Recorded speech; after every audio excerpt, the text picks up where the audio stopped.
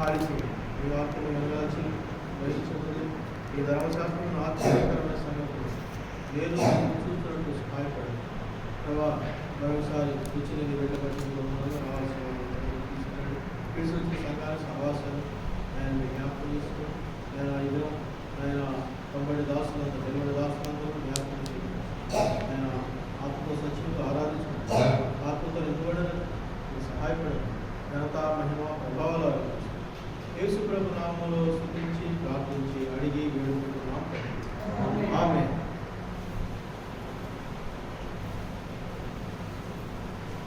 దేవుని వాక్యంలో నుండి యెషయా గ్రంథం మరి మొదటి నుండి మనం 7వ వచనాలు మనం చదువుకుంటాం. చూడండి, యెషయా గ్రంథం 1వ అధ్యాయము చదవండి. ఎవరైనా రాజైన ఉజ్జియా మృతి నొందిన సంవత్సరమున అత్యున్నతమైన సింహాసనమందు ప్రభు ఆసీనుడై ఉండగా నేను చూచితిని. ఆయన చొక్కా అంచులు దేవాలయమును నిండుకొనిను. ఆయనకు పైగా శరాబులు నిలిచియుండిరి. ఒక్కొక్కరికి 6 రెక్కలు నేను. ప్రతివాడు 2 రెక్కలతో తన ముఖమును నిండుతో తమ కాళ్ళను కప్పుకొనొచ్చు నొట్టితో ఎగురుచుండిను.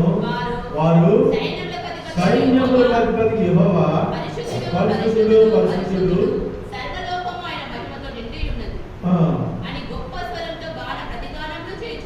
చాలు, మనం మొట్టమొదటి వచ్చిన మనం చూసినట్లయితే ఈ భాగం అంతా మనకు తెలిసిందే.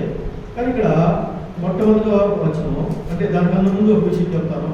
మనము ఆరాధించడానికి వచ్చినప్పుడు ఆరాధన అంటే ఏంటంటే దేవుడు ఎవరో ఆయన గొప్పతనం ఏదో తెలుసుకోవాలి. ఎవరోనండి దేవుడు ఎవరో, దేవుడు గొప్పతనం ఏమిటో తెలుసుకోవాలి.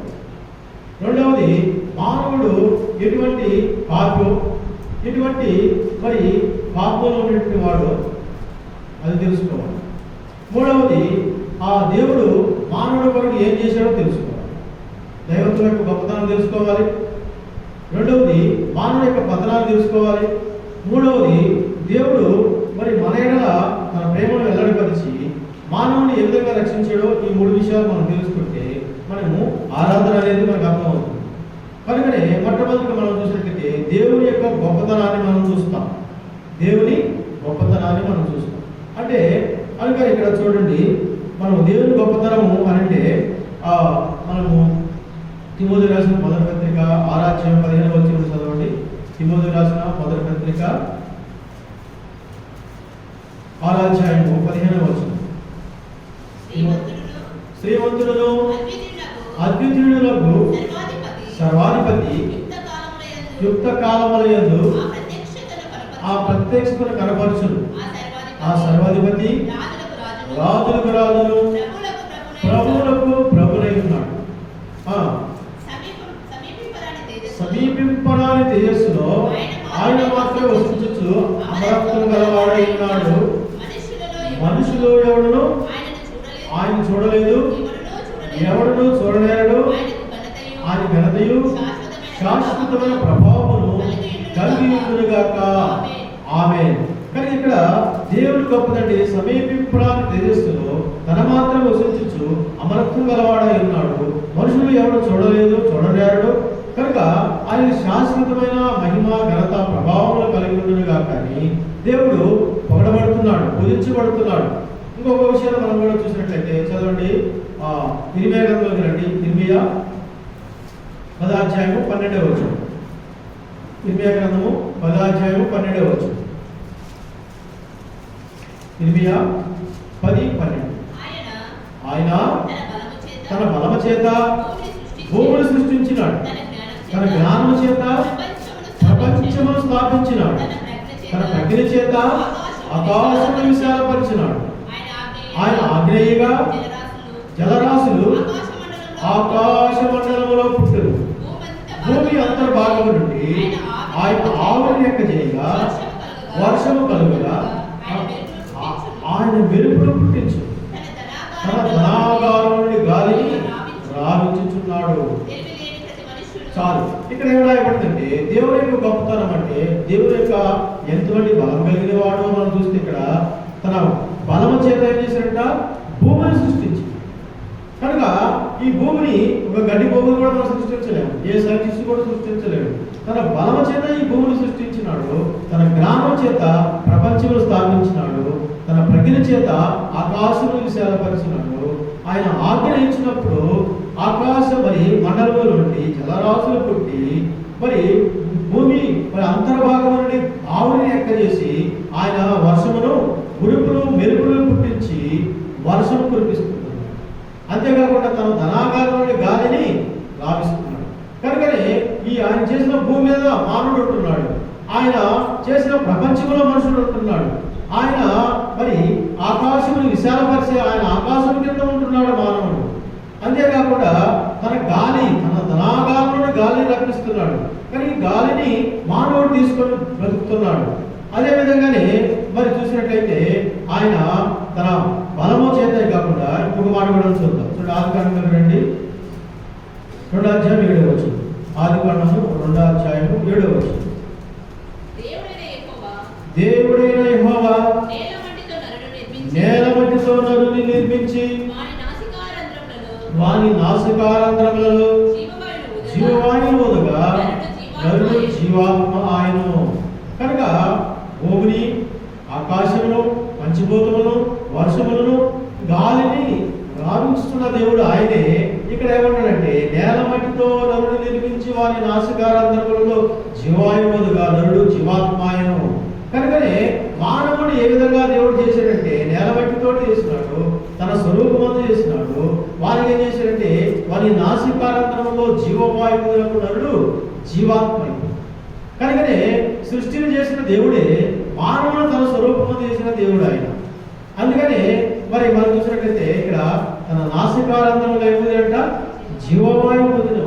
కానీ ఈ జీవవాయువు అనేది ఉన్నది కనుక ఇక్కడ మనం ఎవరైనా చచ్చిపోయినప్పుడు చూసారా, అప్పుడే చచ్చిపోయిన వాళ్ళు కళ్ళు తెలుసుకుని చచ్చిపోతారు. అందుకని ఏమంటారు పెద్దవాళ్ళు కళ్ళు మూయమంటారు. కొంతమంది ఆ నోరు తెలుసుకుని సరిపోతారు. ఏమంటారు నోట్లో కూడా పోయి జీవుడు నోరు మూస్తుంది. అంటే ఏ ద్వారం కూడా దేవుడు ఆ ఊపిరి వదిలాడో ఆ జీవుడు ఆ ద్వారం కూడా వెళ్ళిపోతాడు. అందుకని ఆయన నరుడు సృష్టించిన దేవుడు ఇప్పుడు ఏం చేశాడంటే ఆయన తన స్వరూపమందు నరుడు సృష్టి భూమిని సృష్టించిన దేవుడు. మరి ఆయన 1,000 కోట్ల దేవతల చేత ఆయన అత్యున్నతమైన సింహాసనం ముందు ప్రభు ఆశీనుడయి మరి దేవతల చేత పరిశుద్ధుడు పరిశుద్ధుడు పరిశుద్ధుడు అని గొప్ప స్వరంతో గాన ప్రతిగానములు చేయొచ్చు దేవదూతలతో ఆయన ఆరాధిస్తున్నారు. అందుకనే ఆయన సమీపింపరాని తేజస్సు కలిగిన దేవుడు. అందుకనే ఆ శరీరంలో ఒక్కోడికి 6 రెక్కలు ఉండేను, 2 రెక్కలతో తమ ముఖమును కప్పుకుంటున్నారు, 2 రెక్కలతో తమ కాళ్ళను కప్పుకుంటున్నారు, 2 రెక్కలతో ఎగుర్చు వాళ్ళు ఏమంటారంటే సైన్యములకు అధిపతి యెహోవా పరిశుద్ధుడు పరిశుద్ధుడు పరిశుద్ధుడని గొప్ప స్వరముతో గాన ప్రతిగానములు చేస్తూ దేవుని ఆరాధిస్తూ మైమరిసిపోయినారు వాళ్ళు. అందుకని ఆయన అటువంటి సమీపింపడానికి తెలియజేయగలిగిన దేవుడు. వాళ్ళు ఎవరంటే మహాభూతలు అంట. ఆ మహాభూతలే ఏం చేస్తున్నారు 2 రెక్కలతో తమ కళ్ళు కప్పుకుంటున్నారు. ఎందుకు దేవుని మహిమని దేవుని తేజస్సుని చూడలేక మరి వాళ్ళు కూడా మొహం కప్పుకుంటున్నారు. రెండవది తమ 2 రెక్కలతో దేని కప్పుకుంటున్నారు కాళ్ళు ఎందుకు కప్పుకోవాలి అంటే మర్యాద ఇవ్వాలి. ఏంటండి మర్యాద. కానీ దేవుని మందిరానికి వచ్చేటప్పుడు కూడా మనం ఏం చేయాలంట ఆయన చొక్క మరి ఆ దేవాలయమును నిండుకొని ఉంది కోసడం అంటే ఆయన పాదముల అంచుల వరకు ఉంటుంది. అంటే ఎలాగంటే అలా బట్టలు ధరించుకొని దేవుని మందిరం రాకూడదు. అందుకని వాక్యానుసారంగానే మనం రావాలి. అందుకని ఇక్కడ ఏమంటే వారు తమ కాళ్ళు కప్పుకుంటున్నారు, మర్యాద ఇస్తున్నారు. అందుకని అది దేవుని యొక్క ఘనపరచడం అన్నమాట. అందుకని వారు ఏం చేస్తారు 2 రెక్కలతోటి ఎగురుచు ఉంటారు. మరి అది పరలోకములో ఎగరడం అంటే ఏమైనా ఆనందం ఉంది, సంతోషం ఉంది. ఇప్పుడు మన పిల్లలకి మన చాక్లెట్ తెస్తే మా మీద తెచ్చి మా డాడీ చెప్పి తెచ్చాడని చెప్పి ఎగురుకుంటా వస్తారు. కానీ పరలోకంలో ఏముంది అటువంటి సంతోషం. అందుకని అటువంటి మహిమ కలిగిన దేవుడు పరిశుద్ధ దేవుడు భూమిని సృష్టించినాడు, తన బలము చేత తన జ్ఞానం చేత ప్రపంచం స్థాపించినాడు, తన ప్రజ్ఞ చేత ఆకాశం విషయాలు పరిచినాడు. ఆయన ఆగ్రహించినప్పుడు మరి ఆకాశ మండలంలో జలరాశులు పుట్టి భూమి అంతర్భాగంలో ఆవిడ లెక్క చేసి ఆయన వర్షం కురిపిస్తున్నాడు. ఆయన మరి చూసినట్లయితే నరుని తన దేవుడు మహిమ కలిగిన దేవుడు. ఇప్పుడు మనం మనుషుని ఎటువంటి వాడు కూడా మనం చూద్దాం. దేవుడు ఎటువంటి వాడో క్లుప్తంగా చూసాం. ఇప్పుడు మానవుడు ఎలాంటి వాడో కూడా మనం చూడాలి. చూడండి 6వ అధ్యాయం రండి. యెషయా గ్రంథము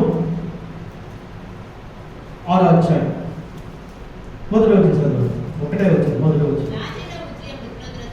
రాజైన ఉజ్జియా మృతులైన సంవత్సరమున అత్యున్నతమైన సింహాసనమందు నేను చూచి తినంటాడు. ఎవరు చూశారు ఈ విషయాన్ని? ఎవరు చూశారు? రాజా. యెషయా ప్రవక్త చెప్తున్నాడు. ఏమన్నాడు? యెషయా ప్రవక్త అంటున్నాడు ఏమని? రాజైన ఉజ్జియా మృతులందు సంవత్సరమున అత్యున్నతమైన సింహాసనమందు ప్రభు ఆశీనుడగా నేను చూశాను. అంటే ఇప్పుడు చూసిన అనుభవంతో ప్రభువును ఆరాధించాలి. అది ఇప్పుడు ఏమంటాడంటే ఈ రాజు చనిపోవడానికి ఈ దర్శనానికి ఏమైనా సంబంధం ఉందంటారా? తెలియదు కదా మీకు, నాకు కూడా తెలియవచ్చు. అయితే ఇప్పుడు నేను అడిగినప్పుడు ఏం చెప్పాలా? జవాబు, ప్రశ్న వేస్తే జవాబు చెప్పాలి తెలుగు వస్తే. అయితే ఇప్పుడు ఏమన్నాడంటే ఇప్పుడు రాజైన ఉజ్జియా మృతులందున దానికి ఈ మరి యెషయా దర్శనం చూడడానికి ఏమైనా సంబంధం ఉందంటారా? ఏమంటే మాకేం తెలుసు, మీరు చెప్పుకోమంటారా? నేను చెప్తాను. కానీ దీనికి ఏమైనా సంబంధం ఉందా అంటే ఉన్నది. అంటే రండి 2వ దినవృత్తాంతంలో 26వ అధ్యాయం 16వ వచనం చదవండి. 2వ దినవృత్తాంతంలో 26-16. అయితే అతడు స్థిరపడిన తర్వాత అతడు మనస్సున గర్వించి. చూడండి మాట చదువు. అదే మనతో అవసరం లేదు, ఒక్కొక్కటి చెప్తున్నాను చదువు. మొదటి వచ్చి మళ్ళీ చదువు. అయితే అతడు స్థిరపడిన తర్వాత అతడు మనస్సున నెంబర్ 1 ఈ రాజు ఉన్నాడు. ఎవరు? ఉజ్జియా. ఆయనే ఇక్కడ మనం చదువుకుంటూ వస్తే ఎవరైనా రాజు అని ఉజ్జియా ఏమంటే అతడు మృతులు మరి చూసినట్లయితే అతడు రాజు అని ఉజ్జియా మృతులు సంవత్సరం అని అన్నాడు. ఇక్కడ ఏమన్నాడు చూసారా? 2వ దినవృత్తాంతంలో 26-16 చదవండి. అయితే అతడు స్థిరపడిన తర్వాత నెంబర్ 1 ఏంటి? ఈ రాజు ఉజ్జియా. అయితే అతడు స్థిరపడిన తర్వాత అతడు ఎక్కడ గర్వించాడు? మనస్సును గర్వించాడు. మనస్సును గర్వించాడు. కనుకనే ఈ మనస్సు అనేది ఎక్కడ ఉంటుంది? తల. మనసు అంటే ఇది. ఈ మనసు దేవుని ఆత్మ మానవుడి యొక్క మనసు కలుసుకునే స్థలం ఏది? ఈ తల. ఇది మైండ్. దీన్ని ఏమంటారు? మెదడు కాబట్టి దీన్ని మైండ్ అంటారు. కాబట్టి ఈ మైండ్లో లేకపోతే మనసులో ఎవరుంటారు? దేవుడును మనుషుడు కలుసుకునే స్థలం. కానీ ఇక్కడ మనసు దేవుడు కలుసుకునేటువంటి స్థలం మైండ్. అయితే ఈ మైండ్లో ఎవరున్నారు? గర్వం ఉంది. ఏముంది? నెంబర్ 1 ఏముంది అక్కడ? ఏముందంటే ఇక్కడ ఏమంటే అతడు స్థిరపడిన తర్వాత నెంబర్ 1 ఏంటి? మనస్సును గర్వించి. కనుక మన మొట్టమొదట 2 రాజులు ఉన్నారు. ఒకరేమో రాజైన ఉజ్జియా, శరీర సంబంధం ఉన్నటువంటి మన పూర్వ రాజు. 2వ రాజు ఎవరు? వారు సైన్యములకు అధిపతికి యెహోవా అనే మాటను మనం 6వ అధ్యాయంలో మనం చూస్తాం. చూడండి ఇక్కడ 6వ అధ్యాయంలో చదవండి. 7వ వచనం చదువుకుంటాను. చదవండి. యెషయా ఇంకో పై రాజు నుంచి ఇక్కడ మా పెద్దలు తగిలి కనుక 6వ వచనం చూడండి. చదువు. నేను అయ్యో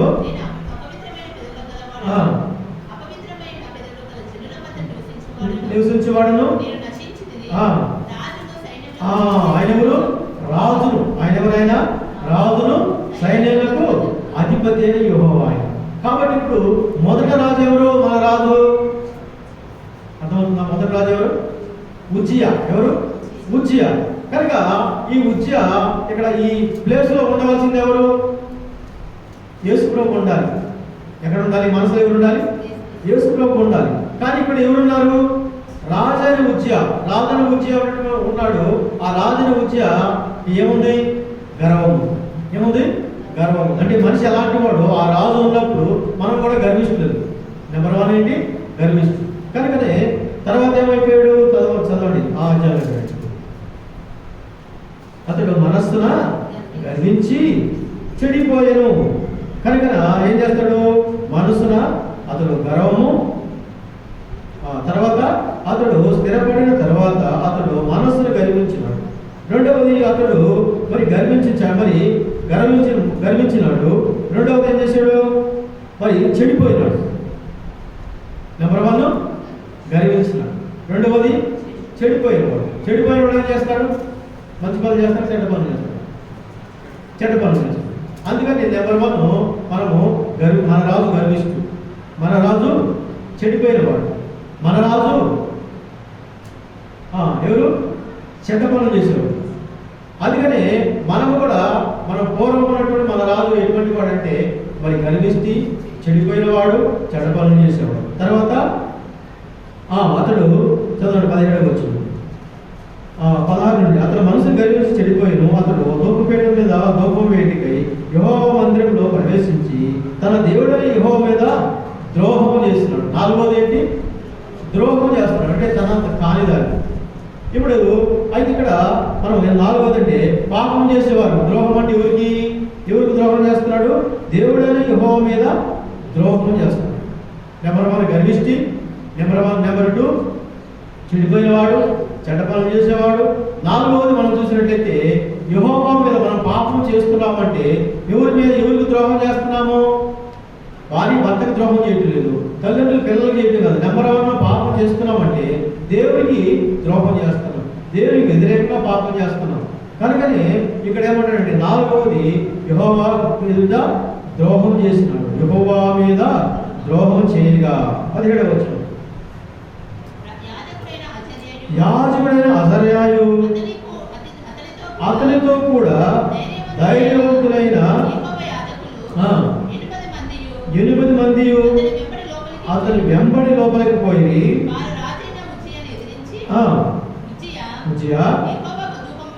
యెహోవాకు ధూపం వేయుట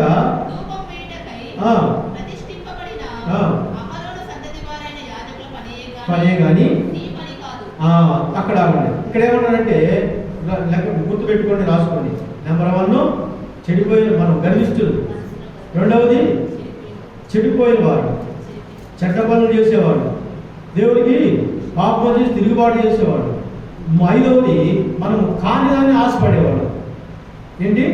కానిదాన్ని ఆశించేవాడు. అందుకని ఇప్పుడు దేవుడైన యెహోవా ఏం చేశాడు? నేలమట్టితో నన్ను నిర్మించి ఏదైనా తోట చేసి ఏం చేశాడు? ఎన్ని చెట్లు ఇచ్చాడు? ఈ భూమి మీద చెట్లని నీయే, నువ్వు తినొచ్చు, ఏమైనా చేసుకోవచ్చు అని చెప్పి దేవుడు ఆయనకి ఆజ్ఞాపించినాడు. అన్నీ చేసుకోవచ్చు, అన్నీ తినొచ్చు అని చెప్పి. కానీ ఒక చెట్టు మాత్రము ఏమన్నాడు? అర్థమవుతుందా? ఒక చెట్టు మాత్రమే ఏమన్నాడు? తినమన్నాడు, దాన్ని తినొద్దు అన్నాడు. ఎందుకంటే ఇది నీది కాదు ఆదాము, కాబట్టి ఈ చెట్లన్నిటికీ నీకు అధికారం ఇచ్చిన, నీకు అన్ని కూడా ఇచ్చిన. కనుక ఆ తోటలో ప్రాముఖ్యమైన చెట్టు ఏది? ఆ తోటలో ప్రాముఖ్యమైన చెట్టు ఏది? మంచి చెట్టులు తెలివిచ్చే రుచి ఫలము, అది చాలా ప్రాముఖ్యమైనది. అవునా? నిజమేనా? అదే ప్రాముఖ్యమైంది.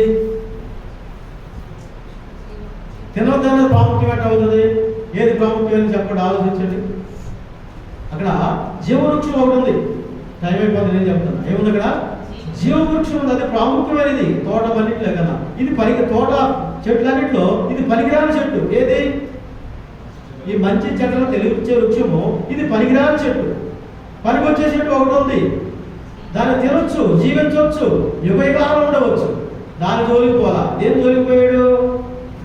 మరి ఈ జీవవృక్ష ఫలం కూడా నీదే, ఆదామును తినొచ్చు అని చెప్పి దేవుడు అధికారం ఇచ్చినాడు, స్వాతంత్రం ఇచ్చినాడు. కానీ ఈ పనికిరాని చెట్టు దగ్గర నీకు స్వాతంత్రం ఇవ్వలేదు, వద్దు నువ్వు తినవద్దు అని చెప్పినాడు.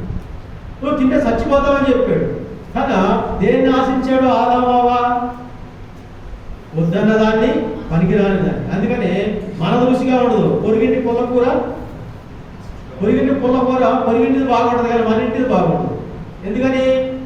ఆదాము స్వభావం అది, మన పాతరాజు యొక్క స్వభావం అది. తనకి ఏదైతే దేవుడు సిద్ధపరిచినాడో దాని ద్వారా తృప్తి చెందడం మానవుడు. అందుకని ఇక్కడ ఈ రాజు చూసినట్టయితే దేన్ని ఆశించాడు? తనది కాని పనిని ఆశించినాడు, తనది కాని ఫలాన్ని ఆశించినాడు. ఉన్నాడు కనుకని ఇక్కడ ఏమయ్యాడు, అతడు శపించబడినవాడు. అందుకని ఇక్కడ ఎవరు చేసే పనంట, రాజు రాజ్యం వేయాలి కానీ దూపపెట్ట మీద దూపం వేసే పని ఎవరిది, అహరోను సంతతి వారైనటువంటి యాజకులే తప్ప ఇంకొకరు వేయడానికి లేదని. కాబట్టి అది నీ పని కాదు అని చెప్పి ధైర్యవంతులైనటువంటి 80 మంది మరి బలం కలిగిన వారు, ధైర్యం కలిగినటువంటి యాజకులు వెళ్ళి ఆయన చెప్పవలసి వచ్చినా వినలేదు, లెక్క పెట్టలేదు. అదేవిధంగానే ఆదాము చచ్చిపోతామంటే లెక్క పెట్టలేదు, అవ్వ నువ్వు చచ్చిపోతామన్నా కూడా లెక్క పెట్టలేదు. అందుకని పాపం అంటే మనది కాని దాన్ని అంత రుచిగా, పనికిరాని దాన్ని అంత గొప్పగా ఎంచుకుంటాము. కనుక అటువంటి పాపం 5వదండి, తనది కాని దాన్ని ఆశించినాడు.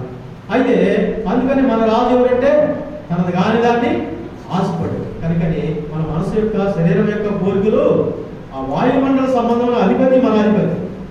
కనుకని వారి యొక్క కోరికలు, వారి యొక్క మరి అలవాట్లన్నీ కూడా మనకు వచ్చేసింది. అందుకని ఇక్కడ 6వది, మనం 5వది ఏంటి ఏముంది, తనది కాని దాన్ని ఆశించు. అయితే 6వది తర్వాత చదవండి. 6వది ఏమన్నాడంటే, తర్వాత చదవమా, 2వ దినవృత్తాంతంలో 26వ అధ్యాయము 18వ వచనం చూడండి.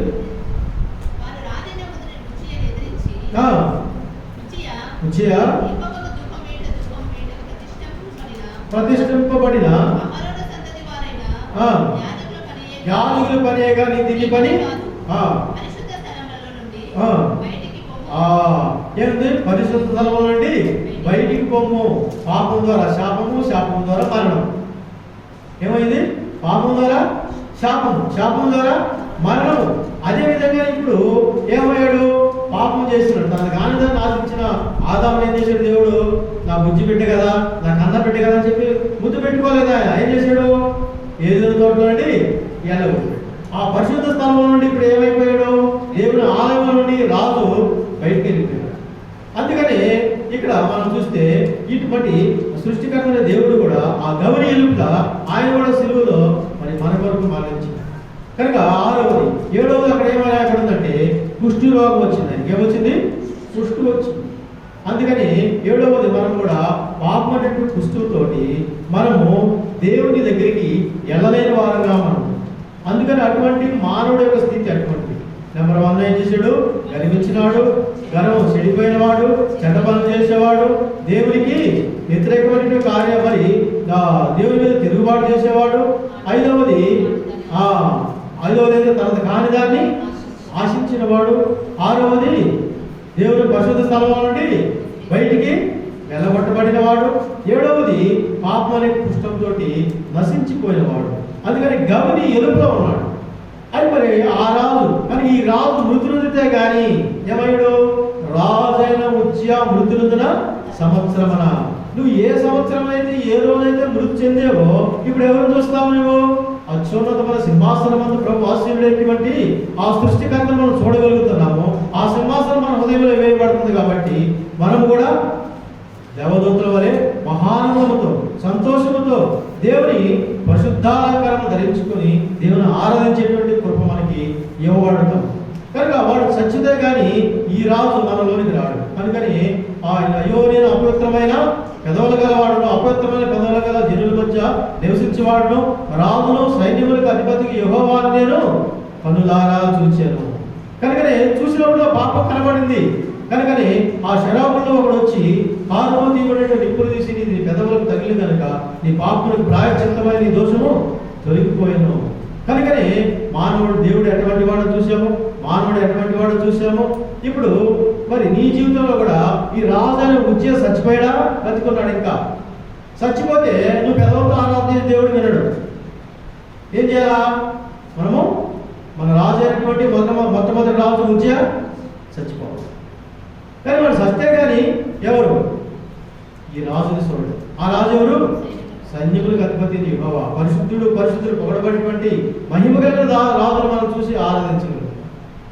కనుకనే ఇప్పుడు అది దేవుడు మానవ కొరకు చేసినట్టు మాట చూసి మనం ఆరాధన చేస్తాం. రండి ఎఫెసీయులకు రాసిన పత్రిక రండి 2వ అధ్యాయం 5వ వచనం చదవండి. ఎఫెసీయులకు 2:5. ఎఫెసీయులకు రాసిన పత్రిక 2వ అధ్యాయం 5వ వచనం. తీసారా? తీసారు. ఎఫెసీ 2:5. అయినను దేవుడు కరుణా సంపన్నుడై చూడండి, అయినను దేవుడు కరుణా సంపన్నుడయ్యుండి మనము మన అపరాధముల చేత సచ్చిన వారమై ఉండినప్పుడు సైతము మన ఎడల చూపిన తన మహాప్రేమ చేత మనలను క్రీస్తుతో కూడా బ్రతికించెను. కృప చేతనే మీరు రక్షింపబడి ఉన్నారు. క్రీస్తు యేసునందు ఆయన మనకు చేసిన ఉపకారం ద్వారా అత్యధికమైన తన కృపా మహదర్శనమును రాబో యుగములలో కనపరచు నిమిత్తం క్రీస్తు యేసునందు మనలను ఆయనతో కూడా లేపి పరలోకమందు ఆయనతో కూడా కూర్చున్నది. ఇప్పుడు మందిరం పేరు సియోను ప్రార్థన మందిరం. ఇప్పుడు మనం ఎక్కడ కూర్చున్నాము? ఎక్కడ కూర్చొని చెప్పండి గట్టిగా. తినొచ్చారా? ఎక్కడ కూర్చున్నాం మనము? సియోను ప్రార్థనా మందిరంలో కూర్చున్నాం. కానీ బైబిల్ ఏం చెప్తా ఉంది? మీరు సియోను ప్రార్థనా మందిరంలో కూర్చున్నారంటే మీరు పప్పులో కాలేసినట్టే. ఇక్కడ ఏమైపడింది? ఆయనతో కూడా ఏమైపోయాము? లేపి ఆయనతో కూడా లేపి ఎక్కడ కూర్చోబెట్టాడట? పరలోకమందు ఆయనతో కూడా కూర్చోబెట్టాడు. కానీ నువ్వు ఇక్కడే కూర్చున్నావంటే మరి అనేకులు రక్షించబడి కూడా నేను ఇక్కడ వాడిని, ఇక్కడ వాళ్ళకి చెందిన వాడిని అని చెప్పి ఆలోచిస్తే వాళ్ళు పాపంలో పడిపోవడానికి కారణం. అయితే మనము రక్షించబడిన ఆరు నుండి నువ్వు ఎక్కడ కూర్చున్నావు? ఎక్కడ కూర్చున్నావు? పరలోకమందు ఆయనతో కూడా కూర్చున్నావు అని బైబిల్ చెప్తా ఉంది. ఎప్పుడు చచ్చిపోయినారో కదా, యేసుప్రభు వచ్చినప్పుడే కాదు, నువ్వు ఎప్పుడైతే రక్షించబడ్డావో నీ ఫాదర్ చచ్చిపోయాడు, ఆ పరలోక రాజుకి నీ సింహాసనం నీ హృదయం ఇచ్చావో ఆ రోజు నుండి నువ్వు ఈ భూలోకానికి చెందినటువంటి వాడివే కావు. అది అందుకని ఇక్కడ ఏమనంటే ఆయన తన మహాప్రేమ చేత, ఏంటండి తన మహాప్రేమ చేత. అక్కడ ఒక మనవడికి వాళ్ళ అమ్మమ్మ రోజు కథలు చెప్తే కానీ, నాయనమ్మ కథలు చెప్తే కానీ వాడు ఎదురువాడు. రోజు ఆ విధంగా కథలు చెప్తా ఉంటే ఎన్నని చెప్పుద్దామి. అయితే ఆమె ఏం చేసిందంటే అనగనగనగా ఒక కోతుందట అని అన్నాడు. అంటే వాడు ఆలకిస్తూ ఉన్నాడు. ఆలకిస్తూ ఆ కోతికి ఒక పెద్ద అన్నదాన్ని అనేస్తే వాడు అనుకుంటున్నాడు ఇంకా పెద్ద తోకుంటుందో, ఇంకెంత పెద్ద తోకుండా ఆలోచిస్తూ ఆడు నిద్రపోయాడు. నిద్రపోతే అప్పుడు లాస్ట్లో ఏముంది లెక్క దాన్ని ఆపేసి పెద్ద తోక ఉందంట అని అప్పుడు ఇది పడుకొని నిద్రపోయాడు. ఇక్కడ ఏమనంటే ఆయన తన మహాప్రేమ చేత, అంటే మహానేదానికి అంతం లేదు. మరి అటువంటి ప్రేమ చేత ఇటువంటి చెడిపోయినటువంటి దేవుడికి అయిష్టమైనటువంటి ఈ వ్యక్తిని దేవుడు ఏం చేశాడు? నిన్ను నన్ను ప్రేమించినాడు. ఆయన కరుణా సంపన్న తన మహాప్రేమ చేత మనల్ని చేశాడంటే చచ్చినటువంటి మనల్ని ఏం చేశాడు? లేపి ఆయనతో కూడా పరలోకమందు కూర్చున్నాడు. ఏమిచ్చాడు? వెండి బంగారం నుండి వస్తువు చేత మనం విమోచించలేదు, కానీ అమూల్యమైన నిర్దోషమైన నిష్కళంకముకు గొర్రె పిల్ల వంటి క్రీస్తు రక్తం చేత మీరు విమోచింపబడుతుందని మీరు ఎరుగుదురు కదా అంటారు. 1 పేతురు 1:18-19 వచ్చినాడు. ఆయన మీరు ఎరుగుదురు కదా అంటాడు. కాబట్టి ఆ రక్తం ఇచ్చి ఆ కరుణా సంపన్న దేవుడు చచ్చిన వారిని చేశాడంటే లేపి ఆయనతో కూడా ఎక్కడ కూర్చోబెట్టి. ఇప్పుడు చెప్పండి, ఇప్పుడు మనం ఎక్కడున్నాము? సియోను ప్రార్థన మందిరంలో, పరలోకంలో ఉన్నాడు. మీరు ఇంకా సియోను ప్రార్థన మందిరంలో ఉంటే అన్నారంటే మీరు రక్షణ లేని వాళ్ళు. ఎక్కడున్నారు? పరలోకంలో ఆయనతో మనం ఉన్నాం. నువ్వు నమ్మినా నమ్మకపోయినా నువ్వు ఏమని మనము ఆయన వాక్యం ఏమవుతుంది? ఆయనతో కూడా లేపి పరలోకమందు ఆయనతో కూడా మనం కూర్చున్నట్టు మనం పరలోకంలో దేవదూతలతో కూడా మనం ఆరాధిస్తుంటున్నాం. అటువంటి గొప్ప ధన్యత వాక్యం ఇచ్చినాడు. అందుకని ఆయన గౌరీయులుగా ప్రభు యేసుక్రీస్తు వారు ఆ కలవరి శిలువలో ఆయన ఏం చేశాడంటే మనకు బదులుగా ఆయన శిక్ష అనుభవించినాడు, రక్తం కాల్చినాడు, మరణించినాడు, సమాధి చేయబడ్డాడు, మరణాన్ని జయించి తిరిగి లేచి తన గుడిపార్శ్వమున కూర్చొని ఆయన మరి తిరిగి ఆయన వారిని తీసుకెళ్ళడానికి రానై ఉన్నాడు. అటువంటి గొప్ప దేవుడి గొప్పతనం చూసాము. మానవుడు ఎటువంటి పతనం కలిగిన వాడు చూసాము. మానవుడు కొరకు దేవుడు ఏ విధంగా చూసాము. కనుకని ఇటువంటి గొప్ప రాజుని వారు ఏం చేశారంటే వారు సైన్యములకు అధిపతికి యెహోవాను మేము అందులో ఆలోచిస్తాం. కనుకని నీ పాపం ప్రాయశ్చిత్తమైందా? నీ దోషం తొలగిపోయిందా? నీ పాతరా సరిపోయాడా? అయితే నువ్వేం చేయాలి? ఆ అత్యున్నతమైన సింహాసనం ముందు ప్రభు ఆశీర్వదించి ఆయన్ని ప్రభు నేను పూర్వకాలము నేను ఇటువంటి వాడు కనుక నేను గర్వించినట్టు నన్ను ప్రభా క్రీస్తు కూడా నన్ను బ్రతికించి పరలోకము ఆయనతో కూడా కూర్చుని నీ రక్తంతో నన్ను కడిగి పరిశుద్ధపరిచి ప్రభాని విడిగానం చేసుకున్నామని ప్రభుని మనము ఆరాధించి అది ఆరాధన. దేవుని గొప్పతనం ఎరిగితే ఏమవుతాం అట్నే సాగిపడతాం. కనుక మనం ఇటువంటి వారం తెలుసుకుంటే తగ్గినంతగా దేవుని ఎప్పుడు అందుకున్నాం. మూడవది, ఎప్పుడు కూడా మనము ఇటువంటి ఆయన కృపచేతనే మనం రక్షించబడ్డాం. మన గొప్పతనం ఏం లేదు కాబట్టి, ఇటువంటి మట్టి వారిని దుర్మార్గులను ప్రేమించినాడు కాబట్టి ఆ కృపచేతనే మనం రక్షించబడ్డాం. అందుకనే దేవుని మనం ఆరాధనలోకి వెళ్తాం. సండే స్కూల్ ఉందా? సరే మనం లేచి